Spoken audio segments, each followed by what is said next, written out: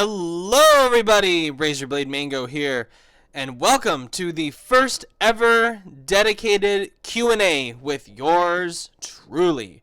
Fan Q&A, as I like to call it. So, this was born out of the desire to have a dedicated Q&A video with you guys, the fans, because I haven't done streams in a long time, and now that my computer is back up to snuff and seems to be running pretty damn well, got a nice new cooler, got a nice new case, got a new motherboard, got a new power supply, all that good shit. So now my PC is looking and running better than ever. But in the last couple streams, I felt bad about not being able to answer you guys' questions, and I've been feeling bad, and actually like before my troubles with the computer started, where I wouldn't be able to answer all your guys' questions, or I'd be too distracted by the game, or what have you. So this is going to be the first ever dedicated Q&A. And if I like it, and you guys like it, we can do this every season. We can do this in the fall. We can do this in the winter, and spring, summer, whatever. So let's get started. Without further ado, thank you to everybody that submitted questions. And if you yourself would like to submit a question for fall 2018, please do so in the comments here. If you want to have your question answered in the next one, if there is a next one, but I'm pretty sure there will be, because 10 questions just isn't going to cut it for what I've got in mind for this. But 10 questions are what we're going to go through today, and they're really good questions. All of them. I really like all of them. So, without further ado, let's start with the first question. And it comes from Doggybone Gaming, who asks, will you ever get an Xbox One to play all gaming platforms? And the answer to that is maybe.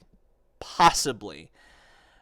I actually owned an Xbox One for about a month back in 2015, but unfortunately I had to return it because my other finances were not up to snuff.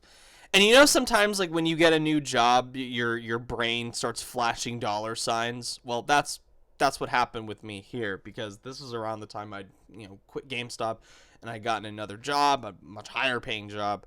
And I was like, oh my god, I need to go out and treat myself. So I'm going to go get an Xbox One so I can play Rare Replay, which ironically for me is the best Xbox One exclusive currently available. But unfortunately I underestimated how much money I'd need for all my other expenses, so I had to return it, which sucked. Because I did like the console for the month that I had it, but when I really sat back and asked myself, am I going to be playing... like, what can I play on this that I'm really looking forward to that I can't play on my already pre-established PlayStation 4? Nothing. Like, really not much. So I just returned it. But as far as the future goes, I'm not necessarily sure an Xbox One is necessary or would be a wise purchase, because Xbox has already announced that they're doing another console. They're already announced that they're currently working on their next-gen console. And it can be reasonably assumed that all the Xbox One games are going to be backwards compatible with this thing. I mean, that'd be really stupid if it wasn't, considering they've been all about backwards compatibility for like the latter half of this generation, which is great, and I appreciate that. It's just I don't think buying an Xbox One right now is worth it. However, there is one game that I would consider buying an Xbox One for, to play with friends, because I think it would be cumbersome as fuck to play on the PC. And that is Battletoads, which I am looking forward to that. I can get Gears of War 5 and play that just fine on the PC, but Battletoads is something because it offers couch 3-player co-op. And I have 2 other friends who I'm sure would be more than happy to play it. One especially who's a Rare fan. So that could be really cool, but that all depends on if it's good. And knowing Microsoft's track record with exclusives this gen, it's a little bit of a crapshoot. So the answer right now is maybe. All that depends on Battletoads. Battletoads turns out to be not very good, then I won't bother. Next question comes from Richard Romero, who asks, will you bring movie reviews back to your channel? And the answer to that, again, I hate to go with the stock answer, but the answer to that is maybe. I love talking about movies. As, like, many people who know me personally know that. Like, I think everyone who knows me personally knows that. I love talking about movies. However, when I started doing more of the Popcorn Mango stuff, I started to get rather bored with it, and I stopped having things to like, interesting things to say about specific movies, because I like talking about movies with people. And as much as I like hearing the sound of my own voice, and I'm narcissistic in that way and vain in that way, but I like talking about movies as a group with people who will really challenge me on my opinions of it. And if you guys want an idea of what I'd like, ideally what I'd like my movie reviews to be, it would be something like this podcast that my buddy Jordan used to run called Fifth Opinion. It's a great podcast. It's still on iTunes. I highly recommend you guys check it out. He, his wife, and 1 to 2 other people, plus an occasional guest, would sit down, and each episode would be dedicated to debating a movie.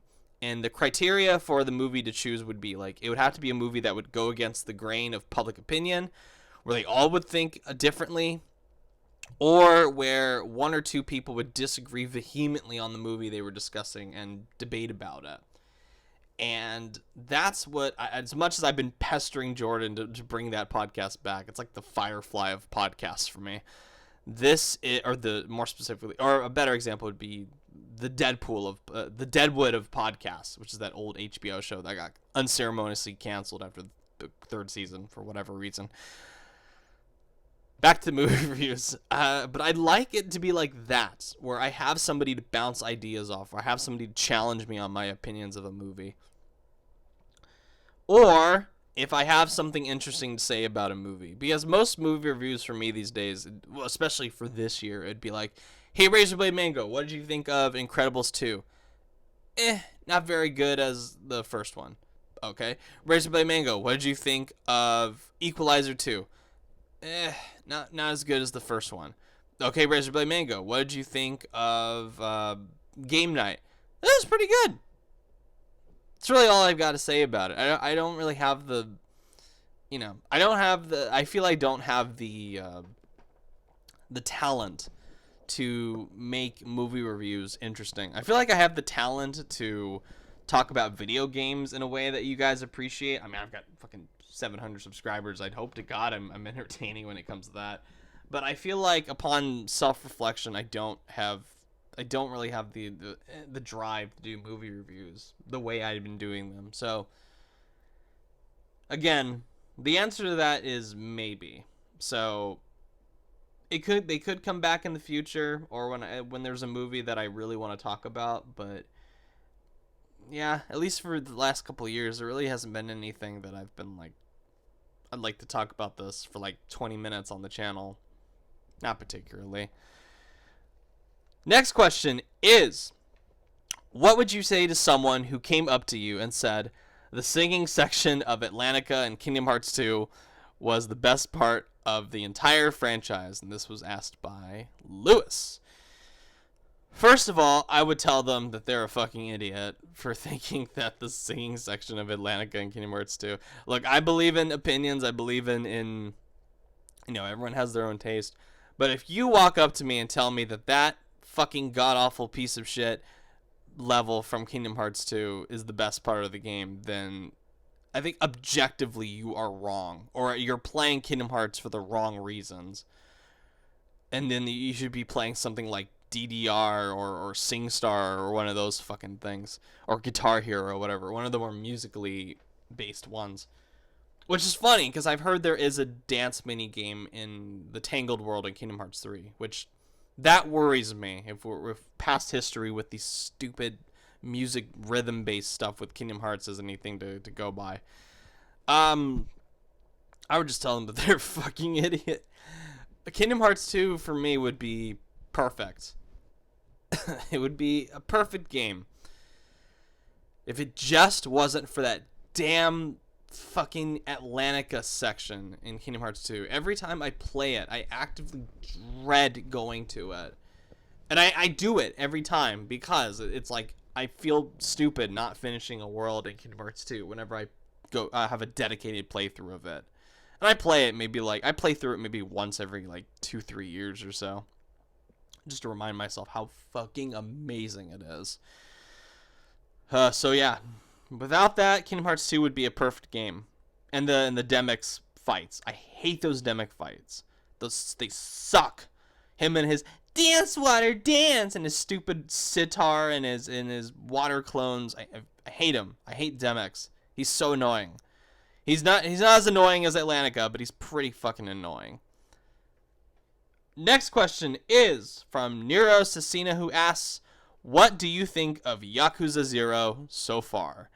And this was asked actually before I had gotten Yakuza 0. Nero, you had another great question, but unfortunately I couldn't come up with a good answer for it. So I'm gonna think about that one more and save it for the next video. If you wanna add in a different question instead of that other one, then you're more than welcome to. I'll pick between the two. But Yakuza 0, I have it now. I've put maybe like 6-7 hours into it. It's really good. And I held off buying it back in 2017 because I was only casually familiar with the Yakuza games. I had played Yakuza 5 for a little bit on the PS3, and I was like, it's okay, but I'm not going nuts over it. But Yakuza 0 is charming, to say the very least. Really damn charming and funny. Really funny, too. It's one of the funniest games I've ever played. And that's not hyperbolic. There were points in Yakuza 0, just the weird, silly shit that the characters would get into, where I would just be laughing out loud. And at one point, I was laughing so hard that tears came out of my eyes. That's how funny this shit is. It's amazing the tonal balance that Yakuza 0 is able to just nail perfectly.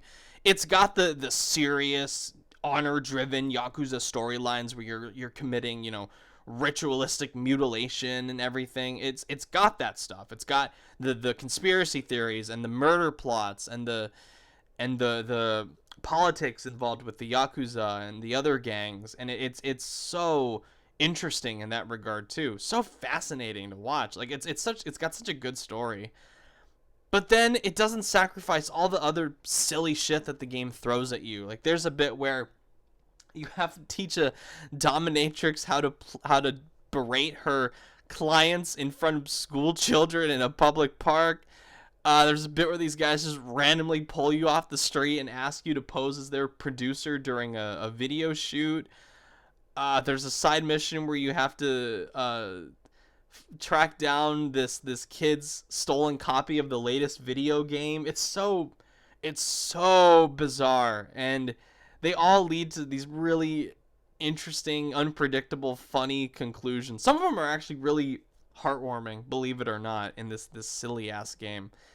So I've just been blown away by Yakuza 0 so far. It's turned me from a casual, like I've been casually familiar to the franchise, and I'm a fan of this game. And once I'm done with Yakuza 0, I honestly just want to go right into Yakuza Kiwami and then Yakuza Kiwami 2 from there. I've just been enjoying it so much. I'm like, I need more of this once it's done. I'm going to be sad when it's done, but thankfully I've got like 7 other games I can go through, or 6-7 other games I can go through. I think it's Yakuza 6 was the last one. So I got 6 other games I can go through. And then they've been getting in the habit, Sega's been getting in the habit of remaking the past games in the franchise. So I hope they keep doing that, because I would love to keep going through this series. I'm having a blast with Yakuza 0. Next question, and this comes from the Sonic X9, who asks, your top picks for 2018 movies so far. 2018 has been a really bad year for movies. I haven't seen a lot of bad films per se. It's just most of them have been so disposable and so mediocre to the point where it's depressing. I feel nothing when I go to these movies anymore. I feel like Captain Barbossa in Curse of the Black Pearl, when he's like, I feel nothing. Or maybe a more recent example, Baldur from God of War. He's like, I can't feel any of this. And that's how I feel about most of the movies I see this year. I just walk in, my eyes see these movies, and there's like nothing in them to like connect me to them. There's nothing visually that's interesting. There's nothing like the music is boring in most of these movies now. It's bad. Like movies are in probably the like mainstream, not even like mainstream. Most movies are in a worse state than it's ever been. I like, and that's not hyperbolic. Like it is bad, really bad. However, there have been some shining stars in a very bleak galaxy this year. Isle of Dogs I thought was really good, from the latest from Wes Anderson. I'm a big Wes Anderson fan, so I was really looking forward. Probably Isle of Dogs was my most anticipated movie of the year, and it was really good. My big problem with that movie is that it pulls a lot of its punches at the end, where it could go for like the really dark, bittersweet stuff, but it cops out for the happy Disney ending, which I was like, that's nowhere near as memorable as the ending to one of my other Wes Anderson films that I absolutely adore, called Grand Budapest Hotel, which that ending, for as goofy and candy colored as that movie is, it is dark at the end. Like it takes to some really dark, bittersweet places at the ending, and it just like it's beautiful. But it's beautiful still, because Wes Anderson is a beautiful filmmaker who makes beautiful films. So Isle of Dogs was really good. I'm just not sure how that would hold up on a rewatch. Avengers: Infinity War took me by surprise, because I have not liked at all the last couple of Avengers movies, and I think all the shit with like Captain America and Black Widow is so fucking boring that I was not looking forward to Infinity War. Except one of my best friends took me to see it for my birthday, and he paid for my ticket, and I was thinking, oh shit, I better like this, or I'm gonna feel really bad about him wasting money on me. But to my complete surprise, I ended up really liking it. I was just stunned by how efficiently paced it was, how funny it was, how genuinely engaging it was on an emotional level.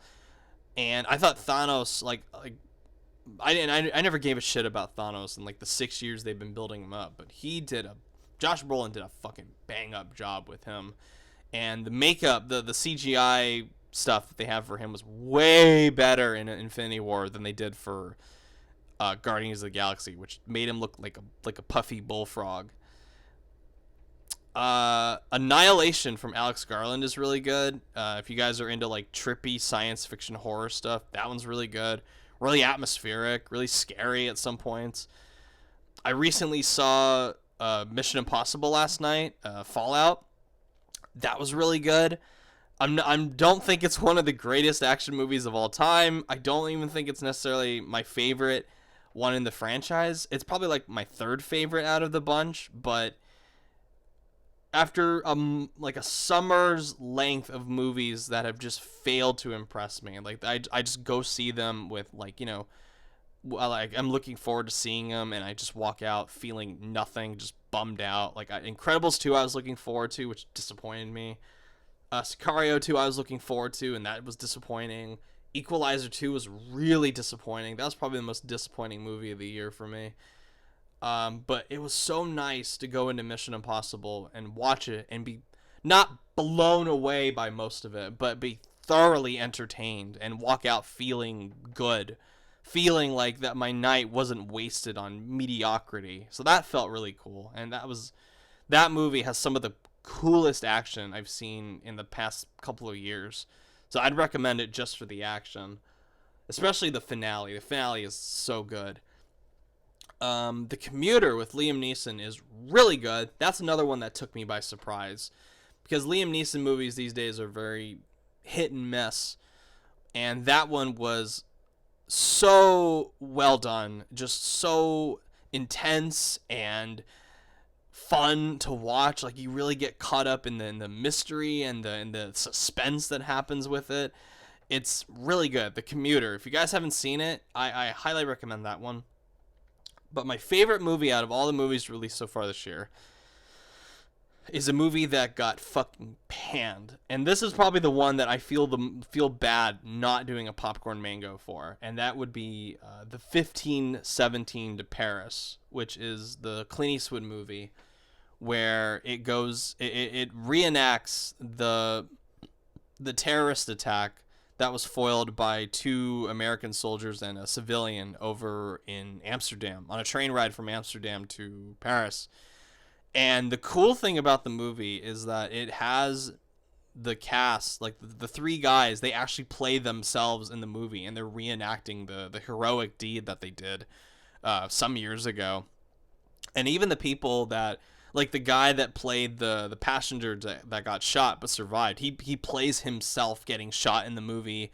I don't know if that's his wife in the movie, but it's really, I don't like using this word very often because I think sometimes it's bullshit. Most of the time it's bullshit, but it is revolutionary in how we view cinema. Very like experimental, where you're actually seeing these like real life guys like reenacting a real life thing that they did before your eyes, and there's just something so unique about that. And the main reason I loved it is because it portrays American military heroism in a way that I don't see in a lot of movies nowadays. A lot of movies tend to have this very cynical, snarky, anti-military underlining to it, and that turns me off in a lot of cases because it's cool to hate on the military. It's cool to hate on American pride and everything. And the way it was portrayed in 1517 to Paris, I thought was so moving. Just the portrayal of heroism and what our military can do, what our soldiers can do. That was incredibly moving to see, and it actually did move me to the point of tears at one point, a couple points actually. And this, like, I used to be like that, where I'd be like, yeah, fuck the military, like, those guys are stupid, they're just killing people, it's useless. But having grown up a lot more and having people in the military, like having really close friends serve our country, serve America in the Army or in the Air Force or whatever, it's given me a much more positive outlook on the soldiers that we've got and the soldiers that I'm connected to personally. So to see their act of bravery portrayed on screen was just quite overwhelming for me. And I really was like tearing up in the theater. And I loved it. Like, everyone else hated it for the reasons that were, like oh, the acting is terrible. Oh, it's this like stupid forced conservatism. But I was like, no, it's heroism. I don't know why people are just so dead set on hating these kinds of movies. Like, sure, there are great movies out there that question the military, like Deer Hunter and Platoon and Jarhead and Full Metal Jacket and Paths of Glory, and those movies are great, but they're not cynical or snarky about it. Like, they are like genuinely thoughtful. I'm talking about the movies that are just like trash when it comes to making fun of the military. But this movie, Clint Eastwood just knocked it out of the park with this one. I think American Sniper, Sully, and 1517 in Paris are like his unofficial heroism trilogy, like real life heroism trilogy, and I think he ended it like on the best one with 1517 to Paris, and I loved it. So that's my favorite movie of the year by like a huge margin. Moving on to another question. Daniel Live asks, your thoughts on Super Smash Brothers Ultimate. I'm still looking forward to it. I will definitely play it because one of my closest friends, Rich Romero, actually, he is a big Smash person, and he actually competes in tournaments, and I know he's going to get it, like 100%. I'll be shocked if he doesn't get it. So I'll most likely try it out like when he brings it over or his place or whichever. But after Mario Tennis Aces and how turned off I was by that, I'm starting to question whether or not Super Smash Bros. Ultimate is going to be for me. I have a gut feeling it's going to be like a Street Fighter V situation where it comes out and it focuses so much on the online, so much on the multiplayer that it's just going to alienate a lot of people like me that are mostly about like single player stuff. So I don't know. I'm still looking forward to trying it out. I'm pretty sure it's going to be like a big hit for Nintendo, but my enthusiasm for it has significantly cooled down compared to how I felt during E3, and especially after playing Mario Tennis Aces, where I was just like, really? That's it? I just have a fear that it's going to be as anemic as that game is in terms of offline content, or bad as that game is in offline content. Next question comes from Tech Guys / Gamers, who asks, why do you overanalyze movies? So I can sum up the super long answer with this. I feel like most people don't criticize movies enough. They watch them and they don't take them as seriously as I do, which I feel like a really great movie can change someone's life. And I genuinely believe that. And I feel like with the mass commercialization and watering down of movies nowadays by like Disney and all the big studios that are just pushing them out as vapid popcorn entertainment. And I'm not against popcorn entertainment. Like there are plenty of movies like Mission Impossible Fallout is fucking the best blockbuster I've seen in a long time. But most movies nowadays are just so politicized and so commercialized, and it's just so boring to watch most of them, where they say the exact same thing, they do the exact same shit in terms of action and everything, that most movies aren't special nowadays, and most people just go, oh yeah, that movie was great. Oh yeah, that movie was great. And I used to be like that, where I would, say every movie that came out was great, because I didn't know any better. But to quote Incredibles, the first one, when all these movies become super, none of them are. When all movies are special, none of them really are. I overanalyze movies because I want to find the movies that really mean a lot to me, that were the ones that I can really cherish amongst all the other shit out there. I've seen in my lifetime like hundreds of movies, maybe like close to 1,000, maybe even more. But the one movie, the few movies that mean the most to me, just mean that much more to me because they have been through the ringer multiple times, like every other movie I've ever seen has, and came out the other side still checking all my boxes and just blowing me away. So, but the movies that I talk about, like when I mentioned my top picks, these are just like my 6 out of like the 25 or 24 that I've seen so far this year. So only 1/4. There's like a couple more here and there that I would recommend, but 1/4 of the movies I've seen so far this year have been truly special. And even then, it's a smaller list when you start getting into the great stuff, like the one truly great movie, 15/17 Paris. So that's like 1/25 out of the movies I've seen so far this year have been truly, truly special to me. And it helps me cherish those movies more and appreciate them more when I overanalyze them. And I don't even think I overanalyze them. I just analyze them. And it's based on my own personal opinion, my own personal taste. And I feel like more people should criticize movies more, because that's how we've ended up with the boring, stale stuff that we get nowadays. Because everyone's just been used to this and they just accept it, which is disappointing, but that's how commercialization works. That's what you get when you do these like cinematic universes, and where like mood and feel are completely cast aside in favor of setting up 5 more movies, where they're like the Ubisoft of movies. They're the Assassin's Creed of movies. Because movies can't be made anymore because they make you feel things and they connect stuff. They have to be setting up other movies now.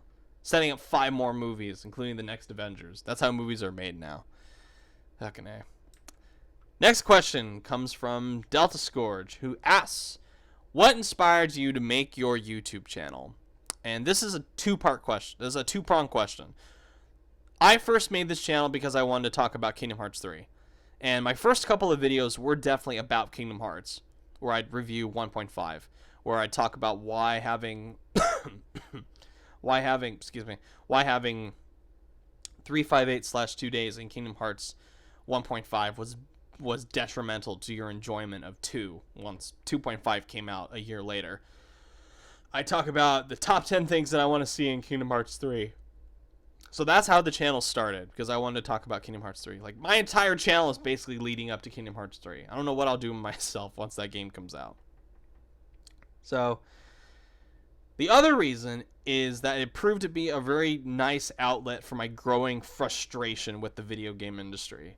Because a month or two after I started the channel is when I got hired by GameStop.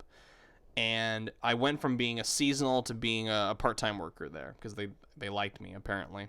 I hustled my ass to keep that job. And I was a lot more naive back then when it came to video games. Like, I was very, like, wide-eyed and bushy-tailed when it came to them, because I never really had followed the industry as much as I do now. But that being there really cast a more cynical outlook of the video game industry, and seeing it for what it really is, or what it would eventually turn into, the shithole that it would eventually turn into, at least as far as the AAA stuff is concerned. And my channel proved to be a really nice outlet for my frustration with that. Where it's not ideal for you to tell your customers that the latest Batman Arkham game is crap. Or actually, no. Batman Arkham, that came out before I started working there. So I take that back in terms of Batman Arkham Origins. That was just me railing against it because of how glitchy it was. I think the turning point for the channel was Watch Dogs.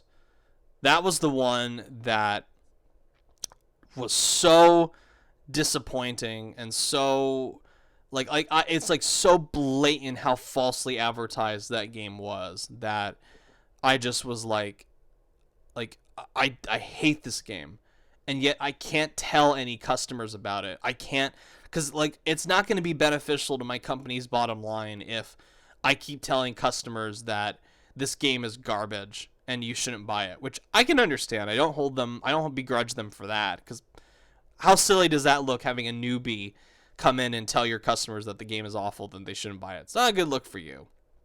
So I had to suck it up and sell these fucking customers slop that was Watch Dogs. So, and I felt bad about it, but my channel, I could come on here and tell you guys, like, hey, Watch Dogs is a piece of shit.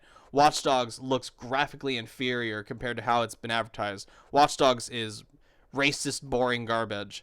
And sexist, racist, boring garbage. I'm gonna throw it out, throw the whole works in there for Watch Dogs, because it really is. So I can come on here and tell you guys that, and I'd get an audience who would actually listen and maybe have their opinion changed by me, and reconsider buying that game.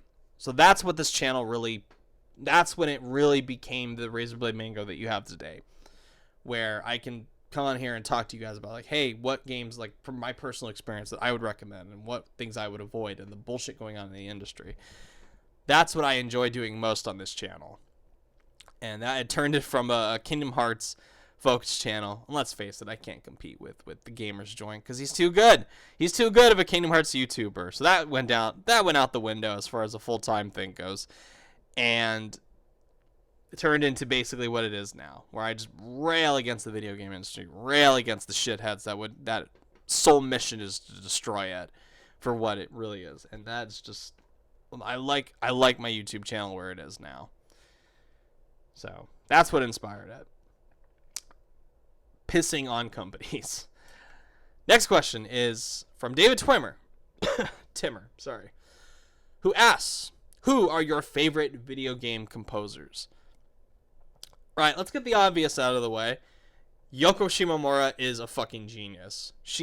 Her music has played such an integral role in the soundscape of my life that Her influence cannot be understated. Her presence in my life cannot be understated. Of course, she made the soundtracks for the Kingdom Hearts games, for the most of the stuff in the Kingdom Hearts games, which is gorgeous. She's worked on other stuff. I think like her other greatest soundtrack outside of Kingdom Hearts is Final Fantasy 15 soundtrack, which I think is wonderful. That game deserved that soundtrack deserved a better game to be coupled to. And I was so bummed out by Final Fantasy 15. I was just like, why? Why is this amazing soundtrack wasted on this boring ass game? It's so disappointing. It's just, but her music in it is great. The campfire theme is wonderful. I always like pop on the Golden Key theme every so often whenever I'm at work. It just helps me to relax.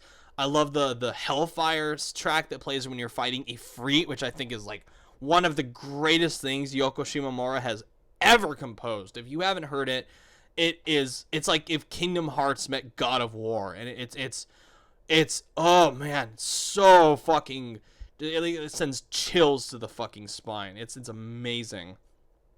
And her work on Kingdom Hearts, let's just go back to that, because it is just, oh man, it cannot be understated how good her music is for this industry. How much better my life has been listening to her music. And that sounds like hyperbole, but it really isn't. It's 100% true. Her music is just like the soundscape to my life. It's the soundtrack to my life, basically. She's my favorite composer of all time in terms of video games. Others would include Noriyuki Iwadare, who composed the soundtrack for Radiata Stories. Again, that's another one that's like the soundtrack to my life, because that's like maybe my favorite game of all time. And of course, the soundtrack in it is fucking like it's a masterpiece. Martin O'Donnell is great. He did the score for Halo and Destiny, Vanilla Destiny, alongside Michael Salvatore. Both of them are fantastic. Like the music, the theme music to Halo. Like who can argue with that? It's amazing. It's iconic. As soon as you hear it, you think Halo. Very few games are able to do that nowadays, where I hear a track and I'm like, I know immediately what that is. And you can ask anyone outside of the gaming industry, like you play them that music, they know it's Halo. That's how iconic it is. The original Destiny's music is is just incredible. Like if you guys have never listened to the original, I'm not talking about the recut, re-edited music that was used in Destiny, even though that is wonderful as well. The music of the Spheres thing that Martin O'Donnell and Michael Salvatore initially composed for Bungie before Activision and Bungie fucked it all up and recut it and re-edited it. It's available on the internet. I highly recommend you guys listen to that. Vastly superior. And I wish that music would have been used for like a great movie or something, because it would have just elevated it to a whole nother level. And again, talk about another series that wastes the music. Even the music for Destiny 2, even though Martin O'Donnell and Michael Salvatore Martin O'Donnell isn't there, but the music in that series is just wasted on such a cynical, horrible game. Just fuck Destiny. Fuck Destiny 2 especially. Jeremy Soule is another one. He did the music for Elder Scrolls Oblivion, Elder Scrolls Skyrim. Two more games that are just like, you can't argue with the music for that. Koji Kondo, of course. Legend of Zelda. Come on, like really? Who doesn't know in the game in the game history? Who does not know who Koji Kondo is? Come on now. You can't argue with the Legend of Zelda stuff, the classic Legend of Zelda stuff. Of course, Nobuo Uematsu, Final Fantasy, like the sound again, more soundtrack to my life stuff. Final Fantasy 7, Final Fantasy 8, Final Fantasy 9, Final Fantasy 10, like some of the most iconic music in the history of video gaming. Just come on now. You can't argue with Kondo. You can't argue with Uematsu. You can't argue with Soleil. You can't argue with these guys and gals. They're amazing. They're iconic. And finally, the last question is from Mitchell V Gaming, who asks, Are you going to get Battlefield 5? No, because I don't care what kind of mea culpa EA is trying to do with this game not having loot boxes. It's still going to have microtransactions. It's still going to have bullshit behind it. I don't know what EA is trying to do. I don't know who they're fooling with their mea culpa, but I don't care about Battlefield 5. Why would I ever spend money on Battlefield 5 when I can just buy Red Dead Redemption 2? That game has its own bullshit that I'm gonna have to deal with because it's 2K and 2K are horrible. And it's Rockstar. Oh my god, I love Rockstar, but they have just been pissing me off with the pre-release stuff. We haven't even gotten gameplay for Red Dead Redemption 2. And they want to ask for collector's editions and special editions and fucking deadlines on digital pre-order bonuses. Like, are you fucking kidding me? Fucking hell, Rockstar and 2K. I don't think Rockstar's to blame. I think it's 2K doing this, or Take-Two Interactive are doing this.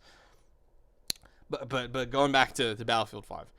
Now, if someone were to put a gun to my head and say you have to choose between Battlefield 5 or Call of Duty Black Ops 4, I would immediately grab Battlefield 5, because if there's one thing that I hate more than EA, it's Activision. Like, I don't want to go near a fucking Activision game that isn't Sekiro or Spyro or Crash Bandicoot. And even then, I'm waiting until Activision starts pissing on the Crash Bandicoot and Spyro fan base. I'm waiting for the day when that starts to happen. But Battlefield 5, I don't even think it looks all that good. And everyone keeps telling me that, like, I've heard from all these different people that have gone to these private press events that tell us, like, oh, but the game is really great. Okay, well, I haven't seen a single instance of how great this game is from the public things that I've been shown. I keep getting told that it's great, but I'm not convinced.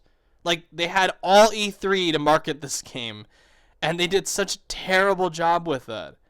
There's something up with this game. I think this game is getting rushed to market to compete with Black Ops 4, to get it out of the way before Red Dead Redemption 2 comes out. I think it's getting rushed to market, because that's the sense that I get from this game. And I'll be very curious how well it sells when it's releasing in the same month as Call of Duty and Red Dead Redemption 2. I'll be very surprised if it ends up turning a profit. So, no to Battlefield 5. I have no interest in playing it. I really don't. And I prefer Battlefield. I prefer recent Battlefields to recent Call of Duties. As much as I like World War II, I could not care less about Battlefield 5. The only EA games I give a shit about nowadays are some of their indie stuff.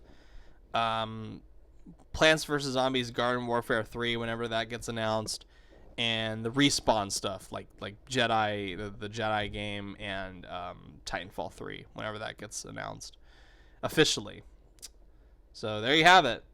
And that, ladies and gentlemen, it concludes the first ever fan Q&A with yours truly. Let me know how I did. I'll take any constructive feedback I can get. Again, thank you to everybody that submitted questions. I'm so happy to get like a really great group of questions together to answer for you guys. And if you guys, like I said previously, if you guys have any questions you want for the fall 2018 video, leave them in the comments below. There will be another video like when like a month before the fall 2018 one comes around that I'll ask even more questions, and hopefully we can get double or triple the questions that I've gotten for this. So if you guys liked it, leave a comment, let me know, like, subscribe, all that shit. So thank you guys for watching, and I will see you guys later. Bye!